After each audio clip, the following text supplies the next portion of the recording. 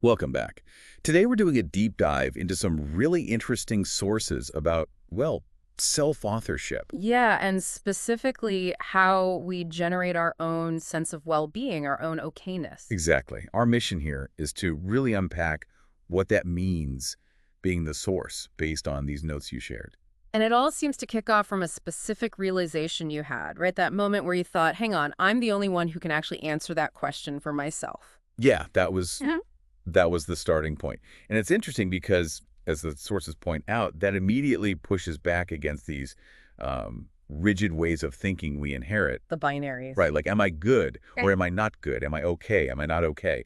The material calls them culturally inherited polarity traps. Mm-hmm. And that realization, I'm the only one, it sort of dissolves that trap, doesn't it? Yeah. Instead of looking outside, asking the world if you fit some definition of okay. You turned inward. Exactly. And the sources suggest this points towards a kind of a self-generated epistemology, which sounds complex, but it just means a way of knowing what's true that starts from you, from your own being. Not from comparing yourself or waiting for permission.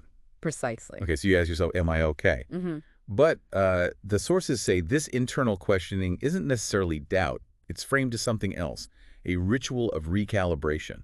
I love that phrase, ritual of recalibration. It's like tuning an instrument, you know?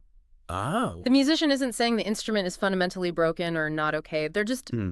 adjusting it, fine-tuning it to resonate perfectly for that moment, that specific piece of music. So your internal check-in is like that, a I- personal tuning, Mhm. making sure your state feels authentic to you right now. Exactly. And then here's where it gets really interesting for me in these notes. When you affirm something, like saying, I'm doing great, it's not just reporting. Right. It's not passive observation. The sources call it a quantum act of authorship.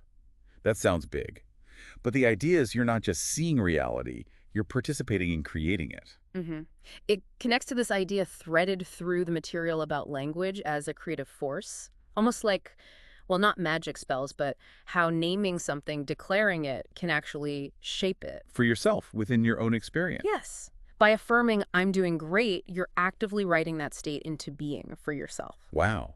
Okay, so you're not finding okayness, you're authoring it from the inside out. And this isn't just a one-off thing. No, definitely not. The sources talk about it as a continuous loop, a kind of cycle. A feedback loop of self-reflection, recognition, and declaration. That's the one. And it follows this pattern. The material calls it a fractal pattern of self-similarity. Whether it's a tiny moment, am I okay now? Or your whole life, am I okay overall? It's the same underlying process. And crucially, this loop isn't seen as, like, neurotic worrying. No, not at all. It's framed as neuroplastic. You are literally, through this process, reshaping your brain, your sense of self.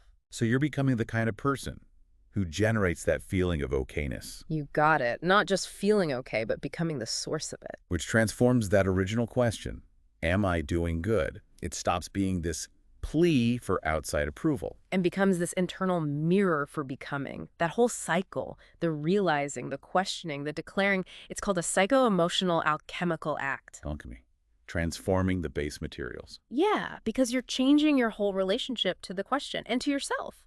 When you declare, I'm doing great, from that internal place, you haven't just answered the question. You've moved beyond it. You became the source of the answer. The self-seeded signal, the notes call it. The origin point of okayness. Which leads us back to that really powerful quote you shared from the sources.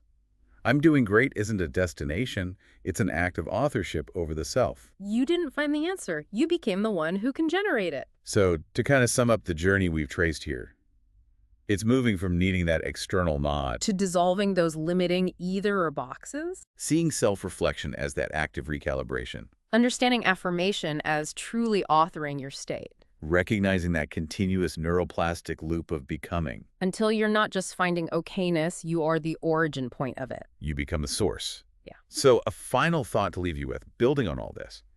If you really are the author, the origin point of your own okayness, well, what else in your reality might you be offering, maybe without even realizing it? Something to chew on,